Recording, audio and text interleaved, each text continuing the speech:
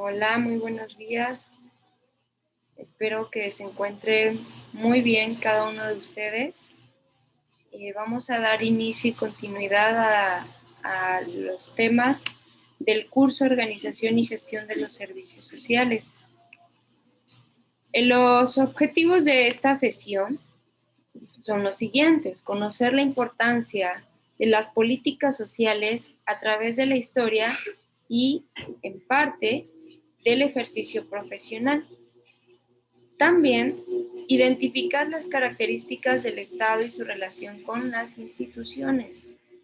Conocer el origen y la evolución del Estado. ¿Sí? ¿Cómo los vamos a conocer? A través de conceptos teóricos relacionados con algunos autores que fueron plasmando a través del tiempo estos hechos, ¿no? Cómo se concibió el Estado, de dónde proviene este concepto, cuáles eran las políticas sociales de hace algunos siglos, etc. Inicio con Paulo Freire. Sería en verdad una actitud ingenua esperar que las clases dominantes desarrollasen una forma de educación que permitiese a las clases dominadas percibir las injusticias sociales en forma crítica. ¿Por qué decido aperturar con esta frase de Paulo Freire?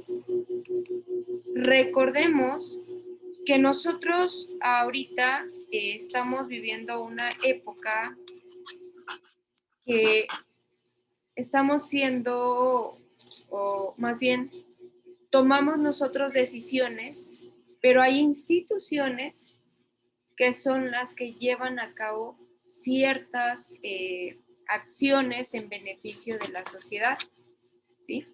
No sé si ustedes han observado ahorita que hay una contienda de quién va a ganar, quién es político, quién es gobernador, quién es esto, quién es el otro, ¿no? Solamente es un grupo de personas perteneciente a esa élite que, si podemos observar ahorita, en un momentito más vamos a abordar lo que es el Estado, cuál es el concepto, cuál es su origen del Estado, ¿no? Y cómo el poder, desde hace muchos siglos, está siendo manejado por un grupo de personas, ¿sí? Pero ahorita lo vamos a abordar. Entonces, para este tiempo, si nos damos cuenta que es más fácil que una persona se quede viendo su celular, se quede viendo la tele, a que se ponga a leer un libro. No sé si ustedes han observado esa situación. Y hacemos una reflexión personal, ¿no? Porque ¿qué estamos haciendo, no? Al respecto. Ahora bien, las políticas sociales o la política social. Su importancia central en el ejercicio de la profesión en general, dada su relación con la llamada cuestión social y con la intervención profesional en el trabajo social, ya que la política social se va a definir como el conjunto de objetivos, de regulaciones, sistemas, entidades por las cuales el Estado se dirige a crear oportunidades y fortalecer instrumentos en términos de la equidad y de la integración social. Es decir, va a crear espacios de respuesta de la acción social del Estado. ¿Estamos de acuerdo?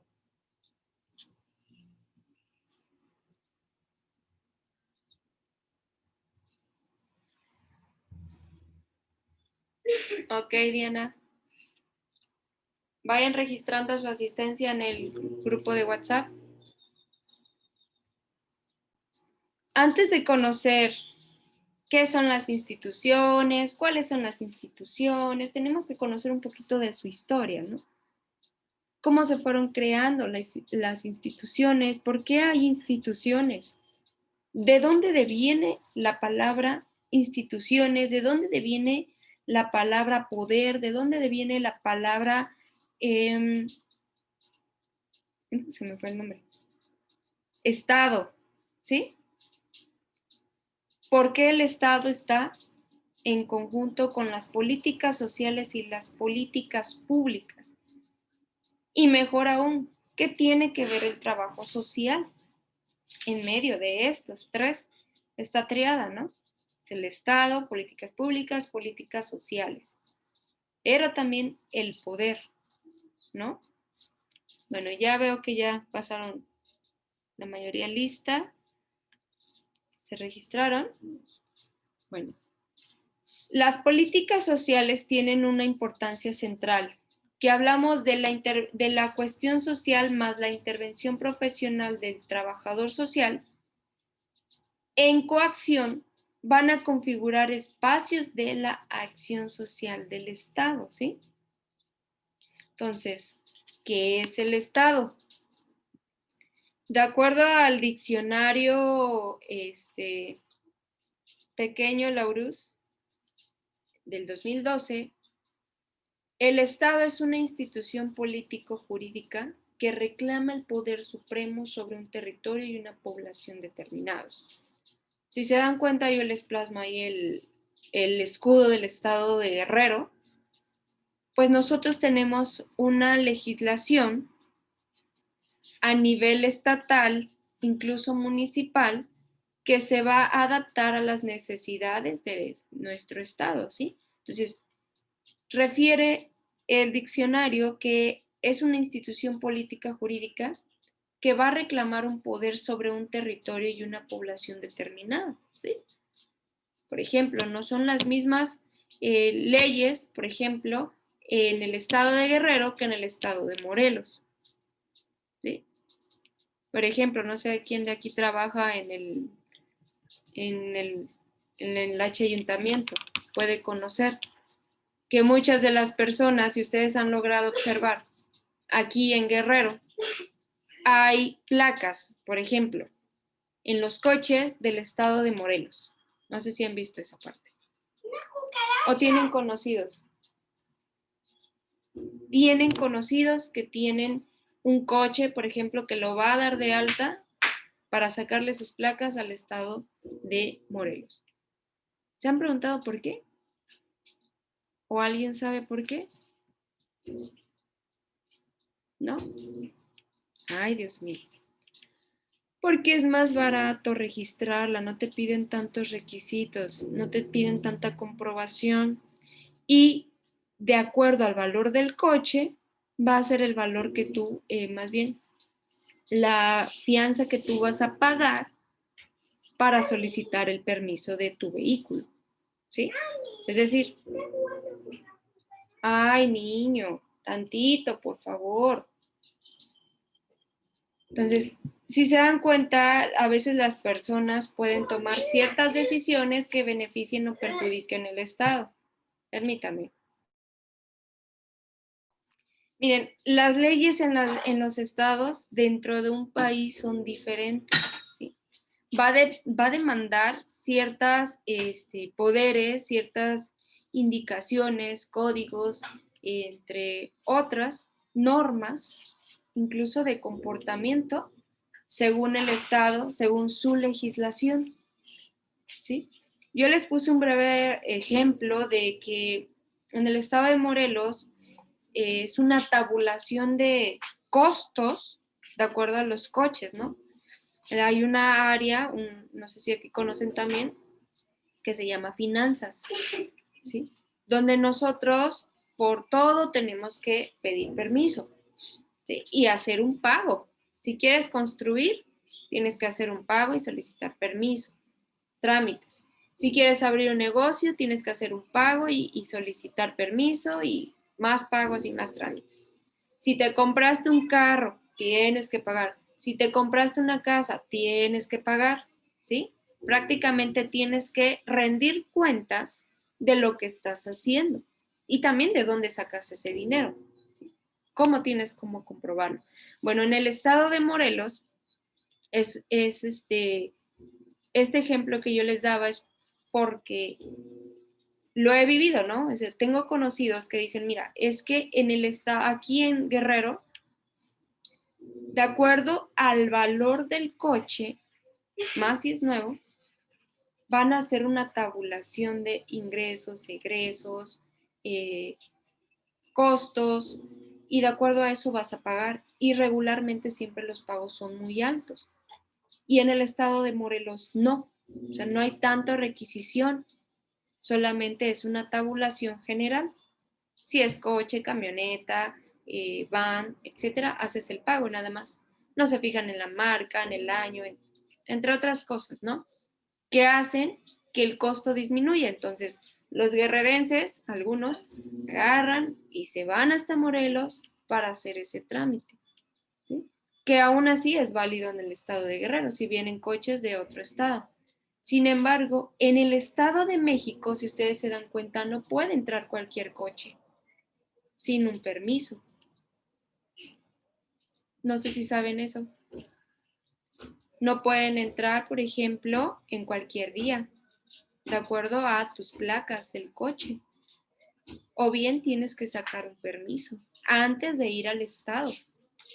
Fíjense nada más. Entonces, cada una de estas instituciones o de política jurídica o de cada uno de estos estados tiene unos códigos, unas leyes determinadas, ¿sí? Para su población, pero también para aquellos que quieren visitarlo o ir a la misma.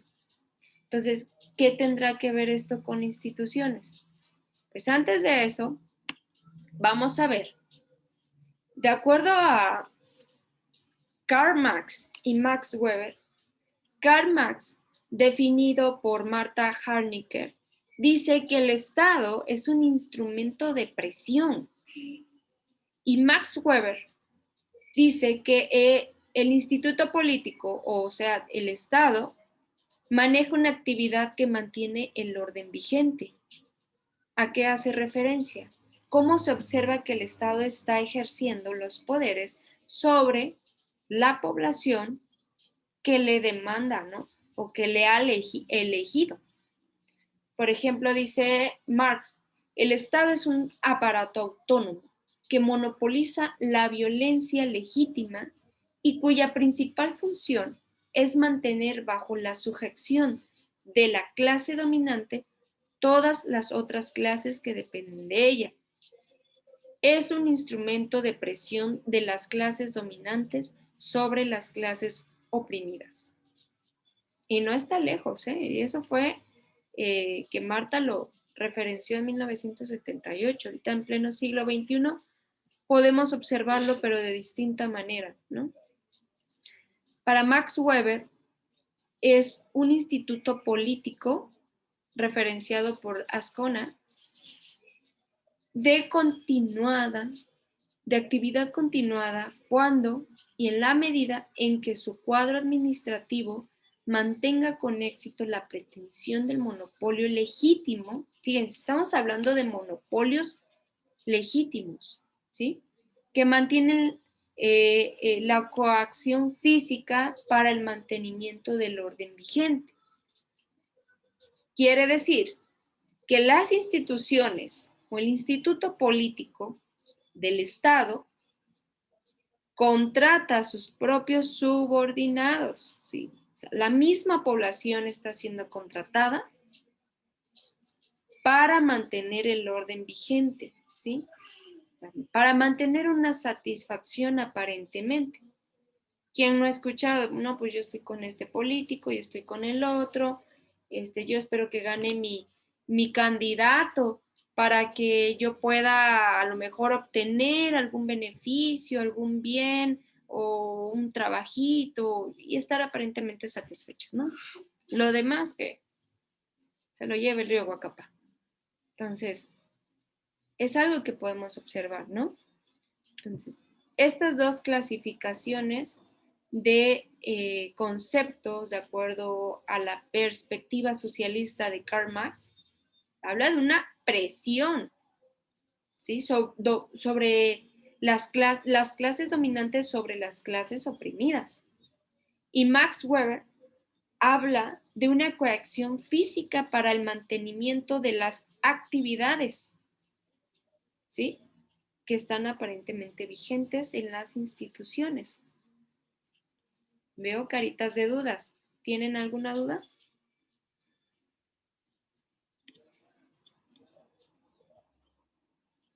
¿no? Ok, pasamos. Ahora, ¿cuáles son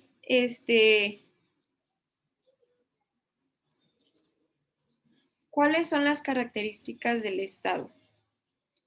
Bueno, de acuerdo igual a Max Weber, él nos da unas características del Estado moderno. La primera, que hablamos de los monopolios de los medios, ¿sí? Los medios de administración y dominación mediante la creación de un sistema impositivo fiscal. ¿Alguien de aquí conoce el SAT? ¿No? ¿Nadie ha ido al SAT? ¿Nadie ha solicitado alguna vez una factura? Que tienes que comprobar tus gastos, tus ingresos, tus egresos. O sea, tienes que rendirles cuenta, es precisamente lo que les mencionaba. ¿Te compraste algo?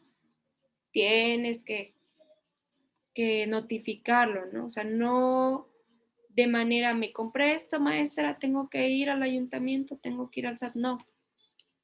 Con el hecho de que tú pertenezcas a una de estas medios de administración, es decir, a un banco, ¿sí? A una institución, perdón, que otorgue créditos, que tú ya estés dado de alta en alguna nómina, ya estás de manera implícita en estos medios de administración, ¿sí? En este sistema impositivo fiscal que es permanente. Otra característica de la dominación mediante la formación de una fuerza política que se establece bajo la autoridad de un gobierno centralizado. ¿Sabía usted que el Ejército Nacional, Sedena, Marina, Unidad de Fuerzas Especiales, etcétera, tienen, de verdad, tienen la libertad de ejercer la fuerza contra un sujeto? ¿Pero cómo? Está violando sus derechos. Está permitido. ¿Lo sabía o no lo sabía? Lorena sí lo sabía. Entonces, aguas ahí, cuando los detengan en un retén y quieras ponerte gallito, gallita, no, te pueden dar mole y está permitido, lamentablemente. No sé si han escuchado que en algunos lugares, en algunos estados han ejercido la fuerza los militares y, a ver, pónteles, está permitido, o sea, de acuerdo a sus normas, sus políticas dentro de este medio de administración del uso y manejo de la fuerza, ¿sí?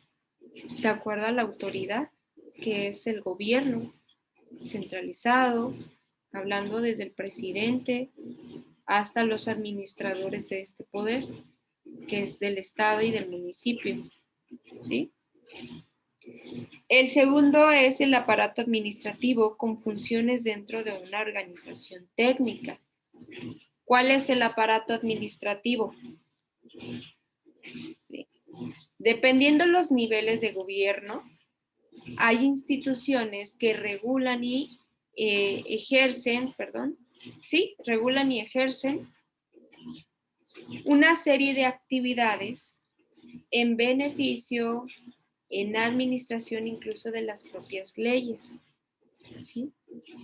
O creación de las mismas. No sé si ustedes han visto que tenemos un órgano que se llama el Congreso del Estado de Guerrero, donde van distintos funcionarios públicos, políticos, parte también de la senaduría, a comentar, por ejemplo, algunas de las leyes que pudieran ejercerse en nuestro estado, en nuestro municipio, para el beneficio supuesto de la población, ¿sí? Donde platica si están de acuerdo, no están de acuerdo. Yo propongo esta solución, ¿no? O esta ley, no sé si ustedes han visto. Por ejemplo, aquí en Chilpancingo, no sé si ustedes sabían, pero hay una ley de protección a los animales. Que si usted observa que están dándole maltrato a un animalito, usted puede denunciarlo. Lógicamente tiene que redactar su petición y usted sería quien reporta, quien demanda, ¿sí? Y tiene que haber otro sujeto que está ejerciendo la violencia contra el animal. Tiene que poner hora, fecha, comprobar su identidad para ejercer ese derecho. No sé si sabía usted. Es bueno, sí funciona, sí es real, no es fake. Se lo digo porque una vecina envenenó a sus perritos de mi mamá y a sus gatitos. La gatita estaba embarazada y mi hermana pues sí se enojó. Y dice, es que voy a demandarla a la señora, fue ella. Y fueron y hablaron con ella y ella se escondió. Pues no quiso dar la cara, ¿verdad? Entonces, mi hermana ejerció su derecho. Acudió a las instalaciones del ayuntamiento con los requisitos solicitados y al segundo día, me parece, estaba visitando un abogado, o no sé quién era, para interrogar tanto a mi mamá como a su vecina. Vaya, sí se ejerció. Bueno, la señora tuvo tanto miedo que hasta se fue de aquí. No es que tengas miedo, es que hiciste algo que el municipio o las leyes te va a demandar respuesta a tus acciones, ¿sí? ¿Qué tenemos que hacerlo? Pues solicitarlos, que se ejerzan esos derechos. ¿Estamos de acuerdo? Que si bien, maestra, pero es que vemos muchos perritos en la calle y así, no, pues sí, también está la responsabilidad social, cómo los cuidas, cómo los alimentas, esterilizas para que no haya una sobrereproducción de estos animalitos de la calle, etcétera, ¿no? Pues bueno, hay una administración de estos poderes de acuerdo a distintos órganos institucionales que van a demandar, van a solicitar y van a ejercer tus derechos. Dentro del otro punto o de la otra característica, habla de la autoridad, ¿sí? ¿Cuáles son las vinculaciones que tienen las instituciones con las personas de un territorio? Y también el uso legítimo de la fuerza física, que es lo que les hablaba, cómo se está ejerciendo de acuerdo a las funciones de cada uno de estos órganos dentro de un territorio, etcétera, ¿sí? Bueno, estas son algunas de las características del Estado moderno, aparentemente. ¿Cuáles son los elementos del Estado? No hay Estado moderno sin nación. ¿Qué es la nación? Pues es el soporte sociológico del Estado. Y el Estado es la nación organizada políticamente a través de sus órganos de poder o de gobierno, ¿sí? Consecuencia, una de las características o elementos del mismo son el territorio, la población y el gobierno, ¿sí? Que son los elementos de nuestro Estado o del Estado.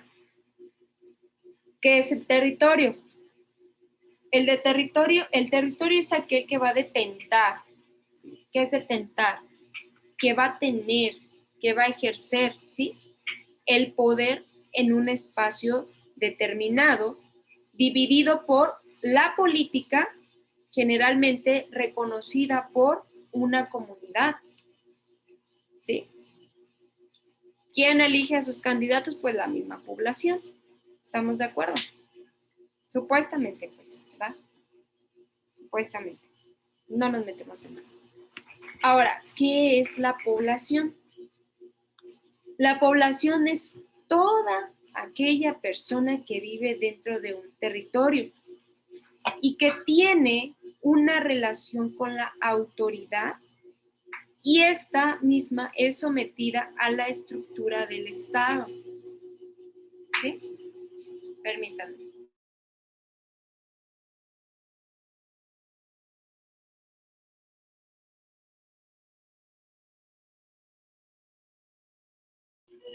Ya, disculpen. Queda entendido, ¿no? O sea, qué es el territorio, qué es la población. O sea, estos elementos del Estado vienen, de cualquier Estado, vienen implícitos, ¿sí? Dentro del Estado, como se menciona en México, aquí en México también tenemos otra característica, otro elemento que es el gobierno, aquel que administra el poder, ¿sí? También tiene sus niveles, se los mencionaba en la primera sesión, ¿no? Que veíamos de cómo, de qué manera se va a estructurar el, el directorio, que tiene que ver con las instituciones, ¿sí? Pues bueno, hay una división de los poderes, el ejecutivo, el legislativo y el judicial, ¿sí? Administrándose en tres niveles, el municipal, estatal y federal.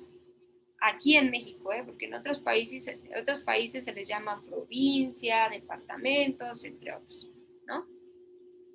Esto viene en el artículo 25 constitucional, que en México las obligaciones de administrar estos poderes son del Estado, ¿sí? Que están contempladas también en otros artículos. Ahora, estas obligaciones establecen su responsabilidad para garantizar que el desarrollo nacional sea integral, no solo eso, sino que también que permita el pleno ejercicio, de la libertad y de la dignidad de los individuos y de cada una de las colectividades que pertenecen a este Estado. Menciona también dentro del artículo 25 constitucional, dentro de las obligaciones del Estado, que este mismo deberá organizar un sistema de planeación democrática de desarrollo nacional, ¿sí? De ahí, de este sistema, se va a derivar la ley de la planeación. Esta ley va a disponer de normas y principios básicos para la configuración de estrategias de acción de la administración pública. Si se dan cuenta o tienen conciencia de cómo ha sido la administración del nivel federal en la organización y planeación de distintas estrategias y programas de bienestar, de desarrollo social, entre otras, etcétera, cada una son diferentes, ¿sí? En el sexenio anterior nos pudimos dar cuenta que a nivel federal teníamos un seguro que se denominaba Seguro Popular, ¿sí? En el cual pertenecían todas aquellas personas que no cuentan con ningún tipo de seguro. Uh-huh. Ahora en este sexenio tenemos uno similar que se llama INSABI. Seguro Popular ya quedó desterrado. Sí sabían de eso, ¿verdad? Muy bien. Ahora, ¿cuál es la diferencia? Bueno, tiene sus diferencias constitucionales también, ¿no? Dentro de sus políticas, perdón. El Seguro Popular, nuestros usuarios o los usuarios tenían que realizar distintos trámites. ¿Qué vamos a registrar? ¿Qué vamos a renovar? ¿Qué vamos a esto? ¿Vamos al otro? Entonces tuvo una larga duración, ¿no? Creo que desde hace 2 sexenios. Pero llega estas nuevas políticas que las modifican y que dan apertura a la atención a más enfermedades, porque el Seguro Popular solo daba apertura ciertas, en específicas, ¿sí? Medicamentos, atenciones, etc. Además del trámite. Y el INSABI no. El INSABI, toda la población que no tiene ningún tipo de seguro, ni en el IMSS, ni en el ISSSTE, y mucho menos en una aseguradora privada, tiene derecho libre total de este seguro, ¿sí? Ahora, ¿cuáles son los órganos pertenecientes a este seguro? Pues bueno, los órganos estatales de primer y segundo nivel, ¿sí? Hasta cierto punto hay unos de tercer nivel, pero son pocos, es decir, hospitales de especialidades. Aquí en Guerrero tenemos el ICANN y el CAN, ¿sí? Que cuando hacemos referencias, los costos no son elevados para la atención de los usuarios. Por ejemplo, aquí, ahorita en Chilpancingo, el Hospital General le da la atención a toda la población. ¿Por qué? Porque constitucionalmente y de acuerdo a nuestros derechos, todos tenemos el derecho a la atención a la salud. No deben de negarte la atención. Y si te la niegan, debes demandar esa situación, ¿sí?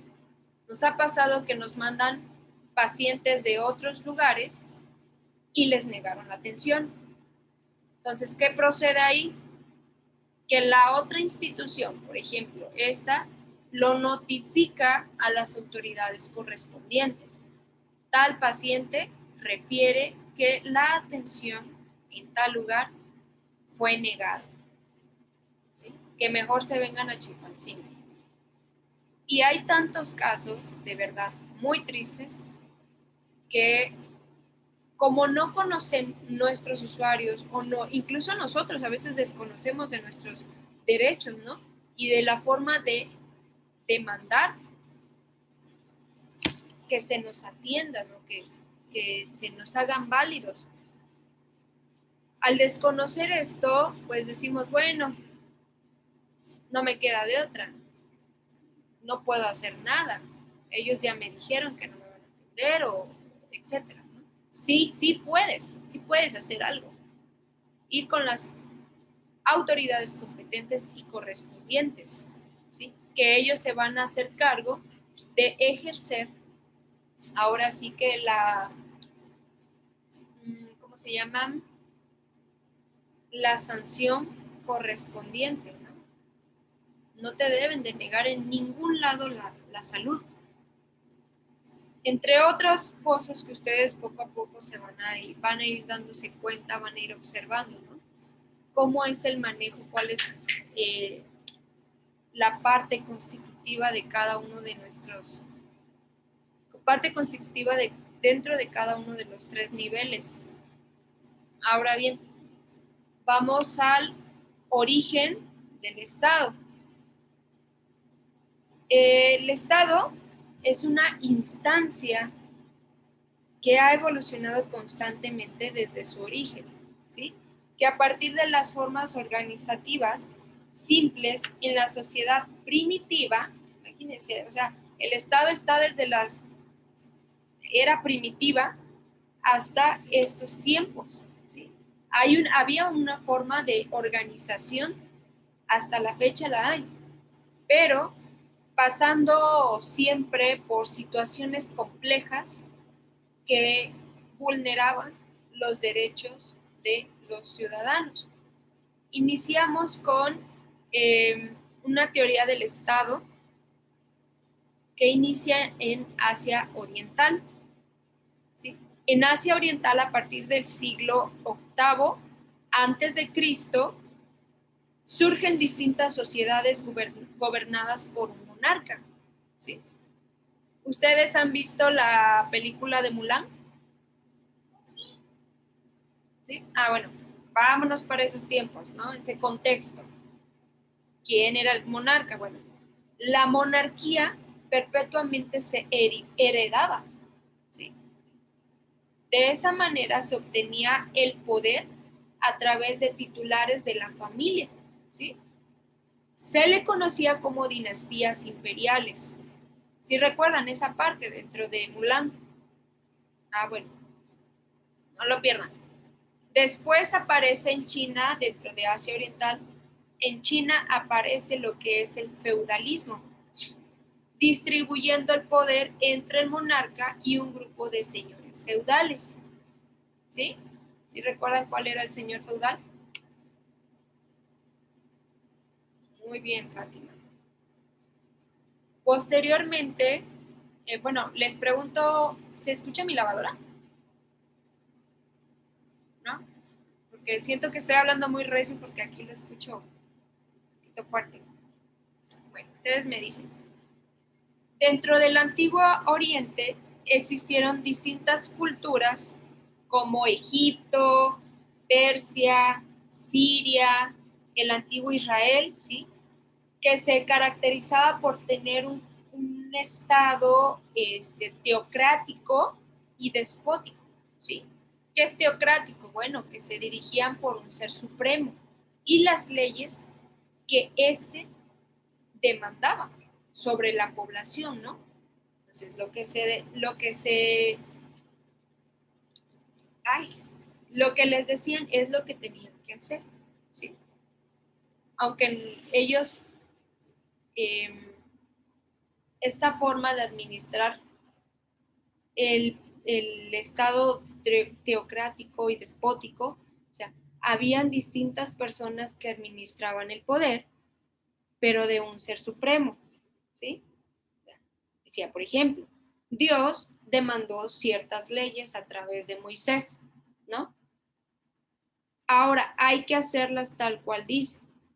¿Y quiénes eran estas personas que lo administraban? Pues eran personas supuestamente santas, entre otras características, ¿no? Que no vamos a entrar en detalles. Pero ellos eran quien administraban de esta forma, ¿no? En el Egipto, antiguo Israel, en Persia, en Siria, ¿sí? Que tenían la capacidad para actuar dentro de un derecho público, ¿sí? Y solamente estos derechos se limitaban a ciertos individuos pertenecientes a una clase o a una casta realmente privilegiada. No sé si alguien de aquí ha leído la Biblia y habla de los judíos, de los fariseos. Muy bien, hijo. Hablaba de aquellos que no pertenecían, por ejemplo, a este contexto. No sé si ustedes conocen un poco de esa historia. También es necesario que la lean, por favor. ¿Se dan cuenta?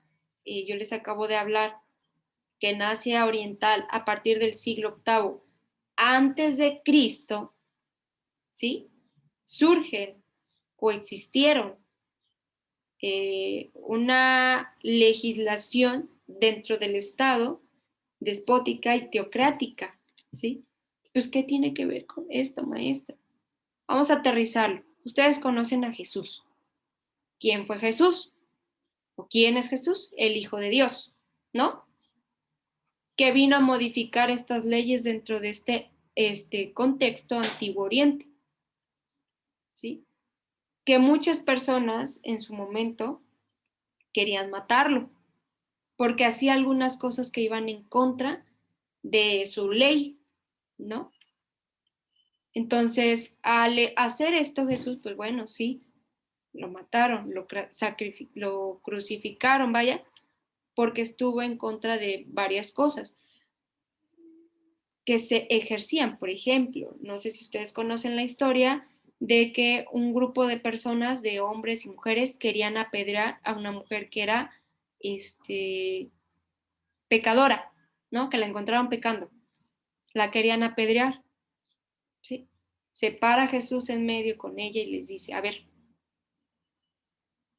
vamos a ponernos a cuentas.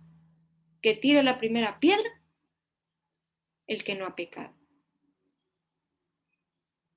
Entonces habla ahí de una conciencia moral, ¿no?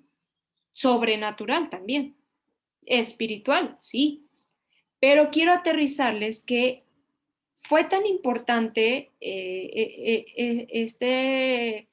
este personaje, por así decirlo, nuestro Señor Jesús, porque marcó en la historia un antes y un después.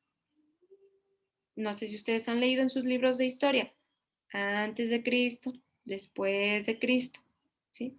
Entonces, se enmarca también dentro de nuestra historia de trabajo social como la promoción de los derechos, del bienestar, del desarrollo colectivo, muchas de las veces fueron a raíz, más bien muchas de las raíces vienen del cristianismo, que viene hablando acerca de la dignidad humana, ¿sí? Del derecho a la reinserción social, por ejemplo, de una nueva adaptación, de una nueva forma de pensar, ¿sí? Y de ahí deviene, de verdad. La mayoría de ahí deviene y de varios seguidores de Dios realmente. No sé si ustedes en su primera clase que tuvieron de trabajo social, historia del trabajo social, fundamentos del trabajo social, no sé si les hablaron de esto, del cristianismo. Pues bueno, van a ir poco a poco conociendo, ¿no? Incluso la FITS, la Federación Internacional de Trabajo Social. Trabajo social es una profesión que promueve los derechos, la dignidad humana, ¿sí? El derecho a la salud, entre otros, pero también a la espiritualidad. Wow. Entonces, el bienestar, perdón, del ser humano en cada uno de sus elementos. Bueno, para esto se limitaba a ciertos individuos pertenecientes a una clase, a una casta privilegiada, a lo que iba. Solamente un grupo de personas, por ejemplo, podía estar cerca de Jesús. Pues vino el Hijo de Dios, aquel que nos dio las leyes, vamos a escucharlo, adorarle, etcétera. Pero si se dan cuenta en la historia habla de puros judíos, ¿sí? Y cuando se acercaba una persona que no pertenecía a, a, sus, a su clase, decían, no, es que esta pecadora, es que esta persona, este tipo, se me fue el nombre, alguien si me puede ayudar, ¿no? Que no pertenece a nosotros. Y Jesús les decía, a ver, espérate, tranquilo, todos, todos, de verdad, todos somos creación, mencionaba él, pero eh, incluso una persona, Jesús que hacía milagros, ¿no? O atendía las necesidades, incluso sobrenaturales, se le acercó una persona que no pertenecía a su clase y le dijo, Señor, por favor, sana a mi hija. Y él en unas palabras le explicó que él vino a darle de comer a los que son sus hijos, o sea, a los que pertenecían a su clase, ¿sí? Y que ella no pertenecía a su clase. Entonces, hay una parábola muy bonita que menciona de realmente le llamó como si fuera un animalito, o sea, tú no perteneces a esto, y ella le dijo, del pan que comen los hijos, algo así, recuérdame, Fátima, por favor, de las migajas comen los perrillos, ¿sí? Es decir, ahí se hablaba también de la fe, y como Dios, el Hijo, Cristo, bueno, Jesús, vio que esta mujer tenía mucha fe, o sea, empezó a darle también de los privilegios que tenía cierto grupo de personas, ¿sí? Se hablaba de ese entonces en el Antiguo Oriente. Bueno, pasamos a Grecia. Dentro de los siglos VIII al V antes de Cristo, se ubican principalmente dos culturas, ¿sí? Dos culturas griegas, que es la espartana y la ateniense. Esparta y Atenas, ¿sí? Este grupo de personas o de culturas defendían totalmente su independencia. La característica fundamental de la organización política griega en ese periodo era la naturaleza fragmentaria y la centralización del poder de acuerdo a sus enfrentamientos. Dice, vence y vivirás, ¿no? Entonces, aquellos que eran más fuertes eran los que se elegían para que fuera por delante. Dentro de los habitantes de este lugar no participaban tampoco en un plano de igualdad, pues la sociedad se dividía en clases según la riqueza que estos tenían, ¿sí? Al dentro de sus enfrentamientos y las conquistas dentro de territorios, entre otras cosas, pues se apoderaban, ¿no?, de las riquezas o bienes de otras personas.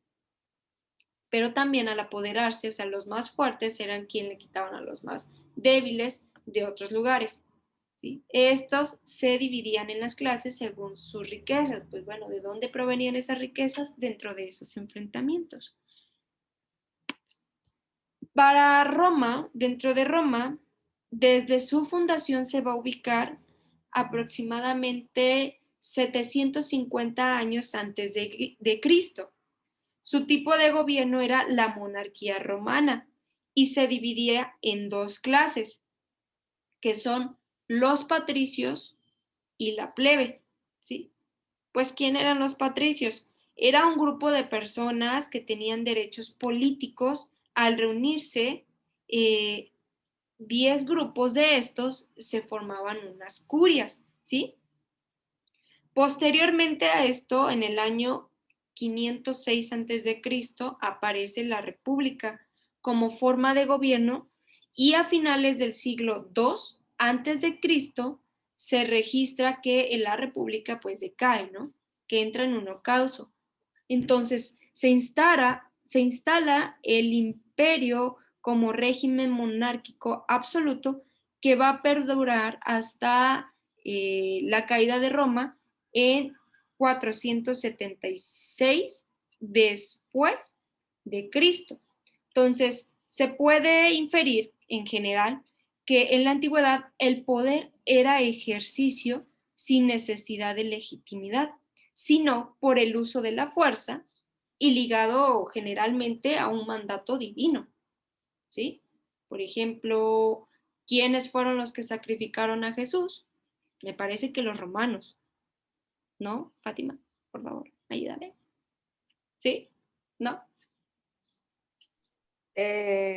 Algo así. Por ahí vamos. Entonces, pero ¿por qué sacrificaron a Jesús? Si estamos hablando del Antiguo Oriente, estamos hablando de Roma. Porque estos tenían el uso de la fuerza y estaba ligeramente, bueno, ligado en general a un mandato divino. Si recuerdan las leyes que tenían, que se vino y se las dejó Moisés, pero Jesús vino no a quebrar ni a decir, bueno, estas leyes se van a acabar, sino que le dio privilegios a otras personas que no pertenecían a estas castas, a este grupo de personas, que eran generalmente algunos judíos. Y en su momento había un rey, ¿no? Si estamos hablando de la monarquía, rey o emperador, no me acuerdo, pero mencionaba que quería, desde hace mucho tiempo, sus generaciones querían matar a Jesús. Cuando nació, creo el emperador, ¿no, Fátima? No me acuerdo, que le dijeron que iban a ser el verdadero rey. Entonces este rey de ese entonces, que era de Roma, creo que sí, se puso celoso y mandó a matar a todos los niños. Y es curioso, ¿no? Cómo alguien tiene el derecho o tiene el poder para quitarle la vida a un ser humano solamente con una palabra y un decreto firmado, ¿no? Pues entonces, en ese entonces así se manejaba. para la Edad Media sigue influenciando las ideas del Imperio Romano recogidas en Europa por Carlomagno, ¿sí? Ante esto, dentro de las comunidades políticas desaparece el monismo político, pues dentro de esto hay una descentralización de los poderes, ¿sí?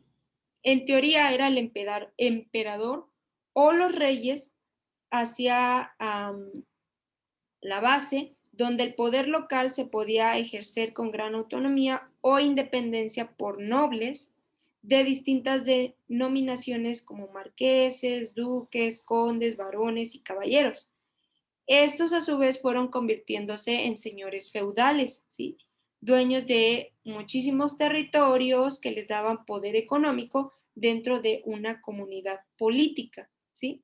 Es decir, el poder empezó a distribuirse, digamos como aquí en México, de acuerdo a los niveles de gobierno, ¿sí? Se les otorgaba a distintas personas que estas fueron denominadas como, vuelvo a repetir, marqueses, duques, condes, varones, etc. Posteriormente estos se convierten en señores feudales, haciendo su riqueza cada vez pues, más grande. Por último, el Estado moderno, ¿sí? Dentro de el Estado moderno, iniciamos con la obra de Nicolás Maquiavelo, que fue el Estado, ¿sí? Nicolás Maquiavelo fue el primer pensador que utilizó el concepto de Estado, ¿sí? Este concepto es en el sentido que un poder político centralizado, desplegado en un territorio y capaz de ejercer su decisión o soberanía. El Estado moderno está desde la antigua Grecia con Platón, que expone que es una estructura ideal de organización política para gobernar, pero esta se le va a atribuir a Nicolás Maquiavelo dentro de su obra El Príncipe, ¿sí? Que hace un análisis de las causas de la grandeza y decadencia de las formas de gobierno, así como el concepto realista de Estado como una forma de gobernar. Y esto hasta la fecha lo podemos observar, ¿no creen? Dentro de su concepto o concepción moderna se va a derivar de las guerras de finales del siglo XV que impulsaron a España, Francia, Inglaterra a constituirse en fuerzas políticas, económicas y administrativas organizadas. Por lo tanto, el origen del Estado moderno se establece en un periodo desde el siglo XVI hasta el siglo VII, durante la transición del feudalismo al capitalismo. ¿Sí? Allá vamos a entrar a otro tema. Pues bueno,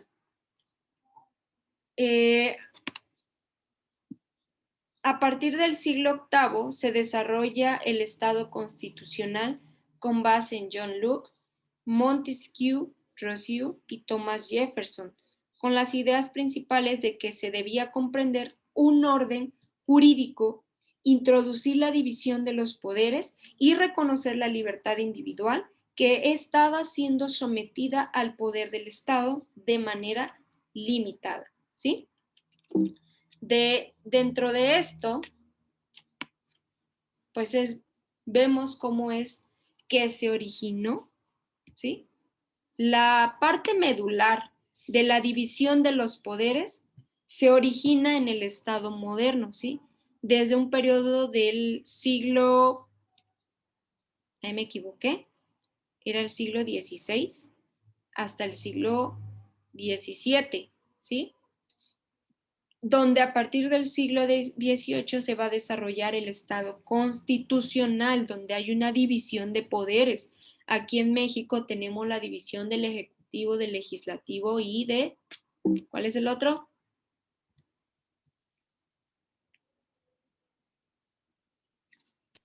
Judicial. Ejecutivo, Legislativo, Judicial. Ya entré en duda. Voy a regresar. Sí, Sí, es judicial. Ah, muy bien. Entonces, se centra para el siglo XVIII, ¿sí?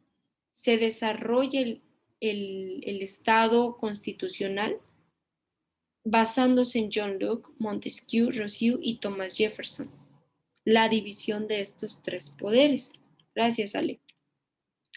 Y bueno, se acabó el tiempo.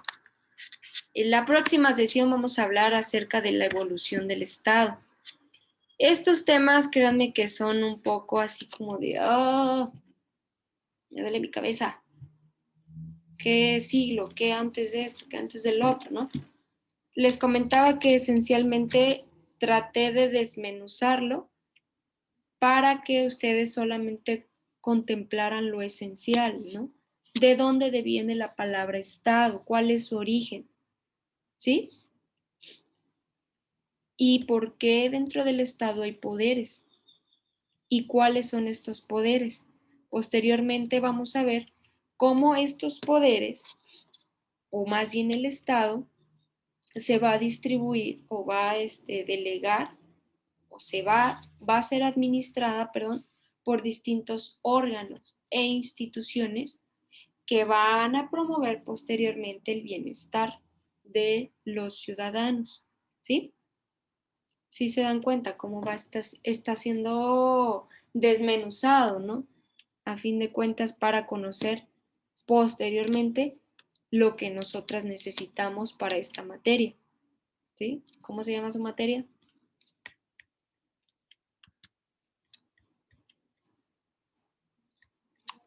Organización y gestión de los servicios sociales.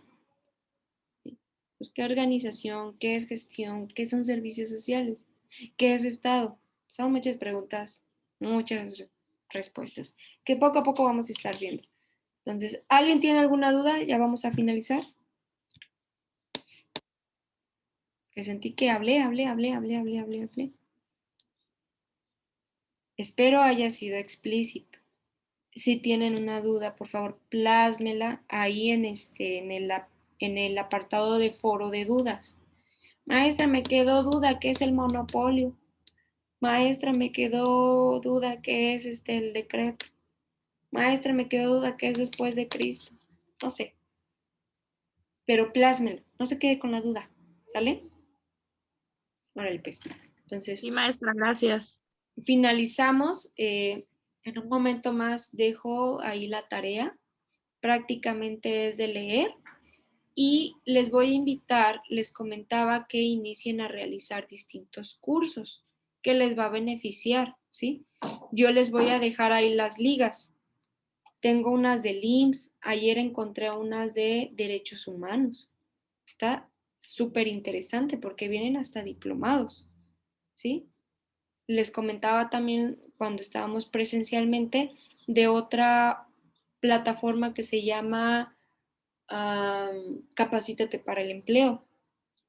Hay de dónde tomar, ¿sale? Así que yo les voy a dejar las ligas, ustedes interactúen, a mí nada más me van a subir su constancia. ¿Sí? ¿Seguras? ¿Seguro? Sí, maestra. ¿No hay dudas? Sí, maestra. No, ninguna. Les voy a aplicar examen. Nos vemos, pues. Dios les bendiga. Dame de mi. Adiós. Excelente día, maestra. Bye.